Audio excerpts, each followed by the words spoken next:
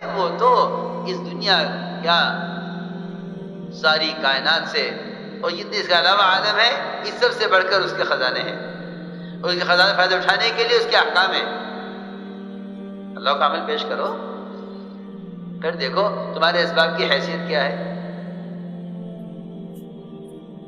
ہم دکان پہ سوچ کر بیٹھتے ہیں کہ اللہ نے مجھے دینے کے لیے دکان دی ہے، اور گاہک آتا ہے تو سمجھتے ہیں اللہ نے مجھے میری آمدنی کرنے کے لیے گاہک کو بھیجا ہے۔ نہیں، خدا کی قسم، گاہک یہ دیکھنے کے لیے آیا ہے کہ اس وقت اذان بھی ہو رہی ہے، گاہک بھی آ گیا ہے۔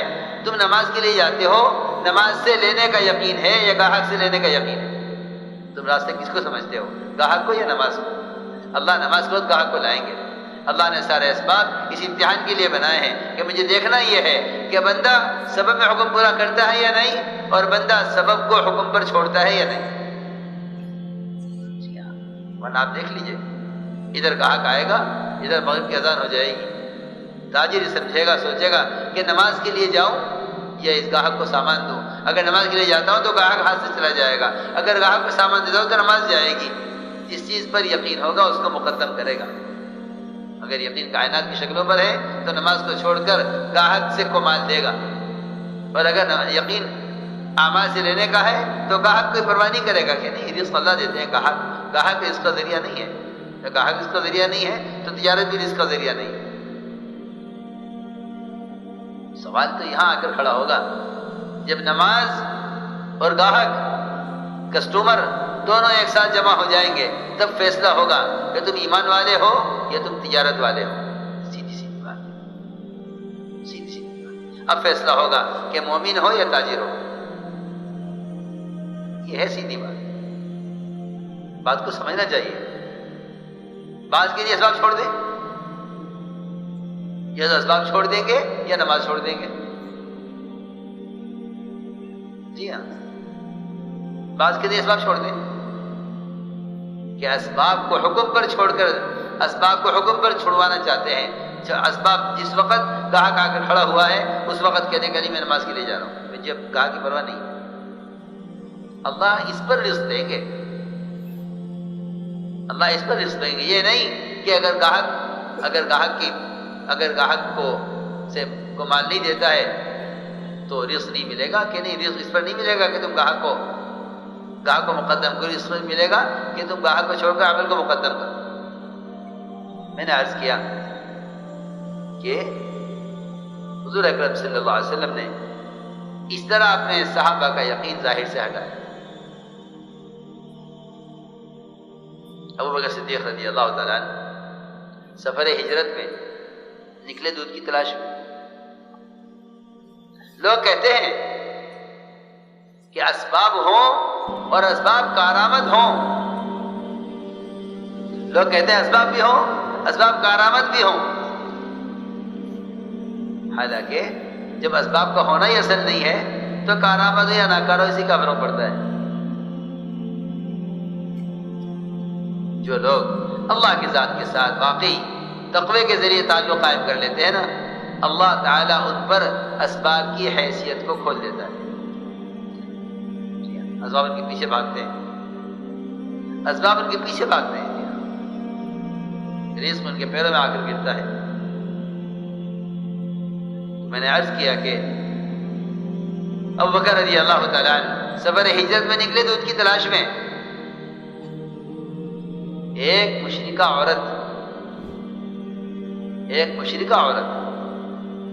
وہ ریوڑ چراتی ہوئی ملی۔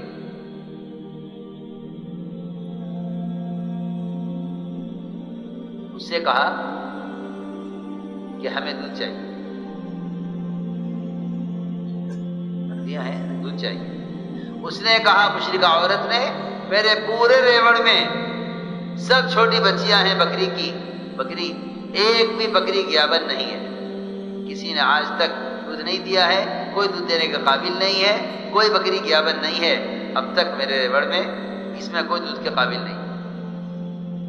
تو یہ نہیں جواب دیا کہ بھئی ٹھیک ہے، جب کوئی بکری دودھ دینے کا قابل نہیں ہے تو دودھ کیسے آ جائے گا؟ میری بات توجہ سننی پڑے گی۔ فرمایا دودھ دودھ تو اللہ دیں گے، تم بکری لاؤ. سمجھایا دودھ تو اللہ دیں گے، تم بکری لاؤ. جو بات آپ نے سمجھائی صحابہ کو، وہ صحابی یہ بات مشرک عورت کو سمجھا رہے ہیں، ابو بکر رضی اللہ تعالیٰ مشرکہ کو سمجھا رہے ہیں کہ دودھ اللہ دیں گے، تم بکری لاؤ. میں کہا مانتا نہیں ہے. میں کہہ رہی میرے ریوڑ میں کوئی بکری دودھ دینے کے قابل اب تک ہوئی نہیں. چھوٹے چھوٹے تھن، کیا کہاں سے دودھ آئے گا؟ جب بکری گیابن نہیں ہوئی، کسی بکری نے بچہ نہیں دیا تو یہ دودھ کہاں سے دے دے گی؟ فرمایا نہیں، دودھ تو اللہ دیتے ہیں، تو بکری لا. اس نے جو حکم تھا پورا کر دیا کہ لو یہ ہے کہ جا اپنے گھر سے بڑا برتن لا دودھ کا، جو بڑے سے بڑا برتن تمہارے گھر میں ہو وہ لے آؤ. وہ مشرکہ عورت بڑا برتن لے کر آئی. ابو بکر رضی اللہ تعالیٰ نے ایسی بکری کے تھنوں سے دودھ نکال کر پیالے کو بھرا جو دودھ دینے کے قابل نہیں ہوئی تھی. سمجھایا نا؟ میں ایمان کی تعلیم عرض کر رہا ہوں کہ ایمان کی تعلیم کیسے دی. ایمان کی تعلیم